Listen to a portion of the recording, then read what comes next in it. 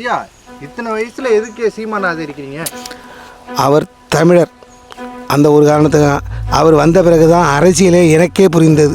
அரசியல்னால் என்ன, தமிழன்னா யார், இத்தனை நாள் எப்படி நம்ம ஏமாந்துக்கிட்டு இருந்தோம், எப்படி திராவிடர்கள் நம்மளை ஏமாற்றிக்கிட்டு இருந்தாங்க, இந்த சீமானை வந்த பிறகு தான் எனக்கு தெரியும். அதனால் அவரை நான் ஆதரிக்கிறேன். மீனவனை தொட்டால் நான் மாணவனை தொடுவேன் என்று சொன்ன ஒரே ஒரு மனிதன் செந்தமிழன் சீமான் தான். எங்களை காக்கக்கூடியவன் எவனோ அவன் தான் எங்கள் கடவுள், அவனை தான் எங்கள் குலசாமியை கும்பிடுவோம். அது மாதிரி இந்த பூமியை காக்க வந்த ஒரே தலைவன் செந்தமிழன் சீமான் தான். அவர் தான் எங்களுடைய குலசாமி, அவருக்கு தான் எங்களுடைய வாக்கு. கண்டிப்பாக நாங்கள் சொல்கிறோம். ஆட்சி திராவிடர்கள் வாழ்வதற்கு அவர் சேர்த்து வச்சுட்டார் சொத்து, அவர் நல்லா வாழ்வார். தமிழர் வாழ்வதற்கு அவர் எந்த முயற்சியும் எடுக்கலை.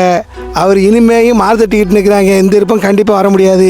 சீமான் வந்தால்தான் இந்த நாட்டையும் இந்த மக்களையும் இந்த தமிழ் மக்களையும் தலை நிமிர்ந்து நடப்பதற்கு வழி செய்வார் என்று கூறி, மக்களுக்கு இலவசங்களை கொடுத்து எப்படி வாக்கை நாங்கள் வாங்குவது அப்படின்ற நோக்கத்தோடு தான் நீங்கள் செயல்படுறீங்களே தவிர, எங்களுடைய பிரச்சனைகள் என்ன, இந்த பகுதியினுடைய பிரச்சனைகள் என்ன, இந்த மக்களுடைய வாழ்வாதாரம் என்ன, அதை எப்படி காவந்து பண்ணுறது அப்படிங்கிறத நீங்கள் எதையுமே செய்யலை.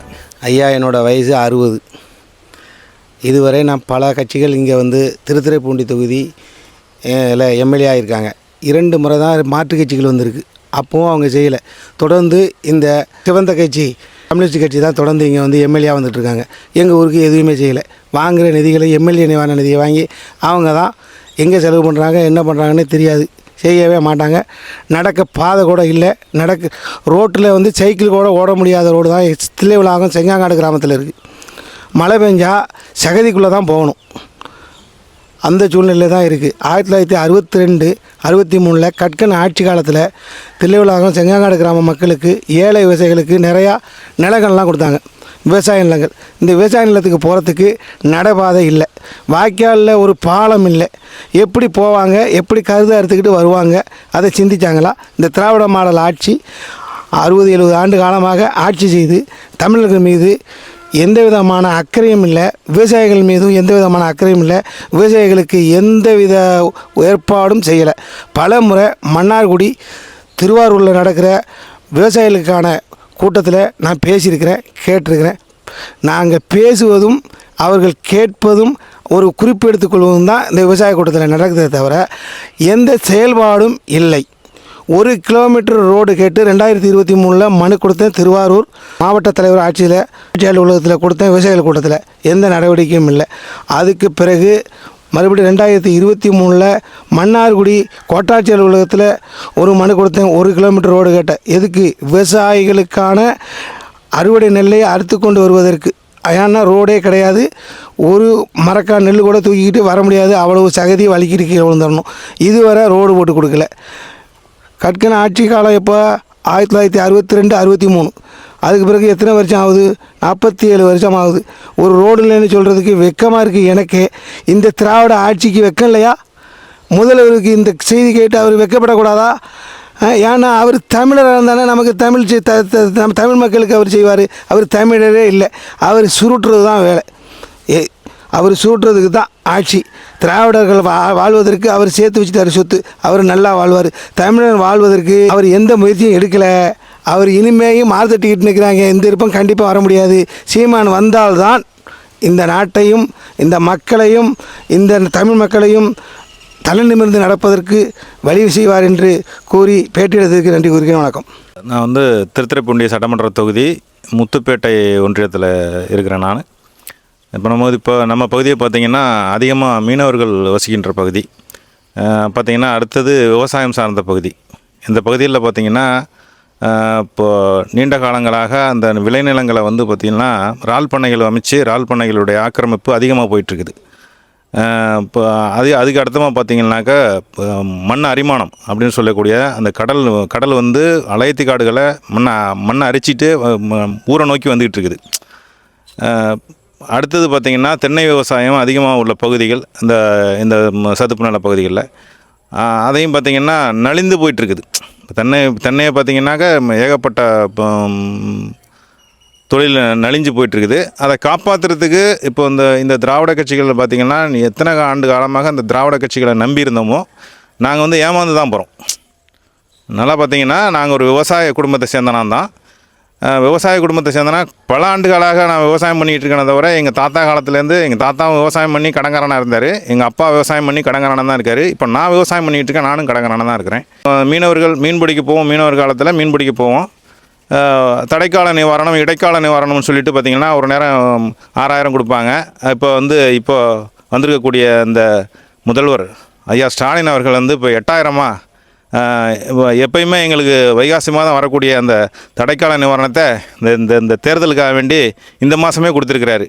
ஏன்னா ரொம்ப நன்றி தெரிவிச்சுக்கிறேன் அவங்களுக்கு. ஏன்னா இந்த தேர்தலை எப்படி அவங்களுக்கு வாக்கு வாங்கணும் அப்படிங்கிறத அவர் வந்து ரொம்ப சாதுரியமாக மடைமாற்றி எங்களை அவருக்கு ஓட்டு வாங்கிடலாம் அப்படின்னு பார்க்குறாரு.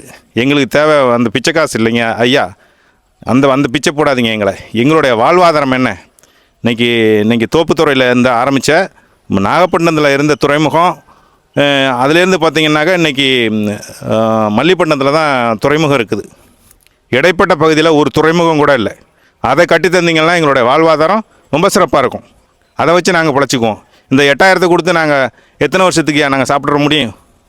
என்ன இதெல்லாம் வந்து இப்போ அந்த பகுதியில் இருக்கக்கூடிய பிரச்சனைகள் என்ன, அதையெல்லாம் கண்டுணர்ந்து அதை தீர்க்க வேண்டிய நிலையில் இப்போது ஆண்ட அதிமுகவும் சரி, ஆளுகின்ற திமுகவும் சரி எதையுமே செய்யலை.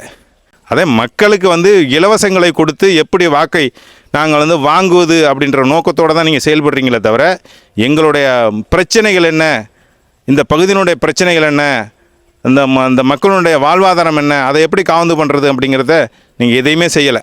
எங்களை காப்பாற்றுறதுக்கு ஒரு நல்ல எங்களை மண்ணையும் இந்த மக்களையும் நேசிக்கக்கூடிய ஒரு தலைவர் வேணும் அப்படின்னு சொல்லி நாங்கள் அதை தான் எதிர்பார்த்துக்கிட்டு இருக்கிறோம்.